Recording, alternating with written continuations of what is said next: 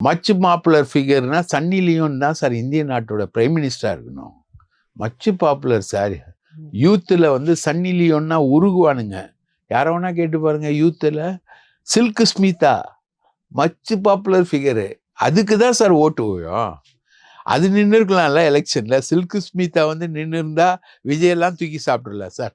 இன்னொரு கேள்வி சார், விஜயோட ஓட்டு இருக்கு சார், மச் பாப்புலர் ஃபிகர். அஜித்தோட ஓட்டு எங்க சார்?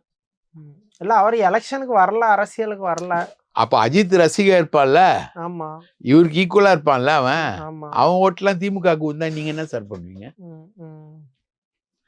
நீ திமுக எதிர்ப்புன்ற விஜய், அஜித் ஒண்ணுமே சொல்லல. அப்போ விஜய்க்கு எதிரான ஓட்டுகள் தானே அதெல்லாம். முக்காவாசி பேருக்கு விஜய் பிடிக்காது. அவன் அஜித் ரசிகரா இருக்கான். யூத்துல சொல்றேன், யூத் டிவிஷன்ல சொல்றேன். அப்போ அஜித் ஓட்டெல்லாம் வந்து திமுகவுக்கு விழுந்ததுன்னா என்ன பண்ணுவீங்க? இன்னொரு 20, இவங்க சொல்ற மாதிரி விஜய்க்கே 20 இருக்குன்னா அஜித்துக்கு 25 இருக்குமே.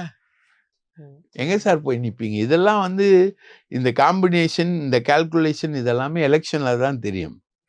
முதல்ல வா வெளில, எலெக்ஷனுக்கு வா. முதல்ல வெளியில வந்து ஒரு ஊர்வலம் நடத்து. பாண்டிச்சேரியிலே டப்பா டான்ஸ் ஆடிச்சு. பிஜேபி காரனே உனக்கு பர்மிஷன் தரமாட்டானே. அடுத்து பிஜேபி காரன் சிபிஐ விசாரணையை கொக்கி போட்டு வச்சிருக்கானே. உன்னை தூக்கி உள்ள உட்கார வைப்பானே. பிஜேபியை பகைச்சுக்கிட்டு நீ வந்தீங்கன்னா உள்ள தூக்கி உட்கார வைப்பானே.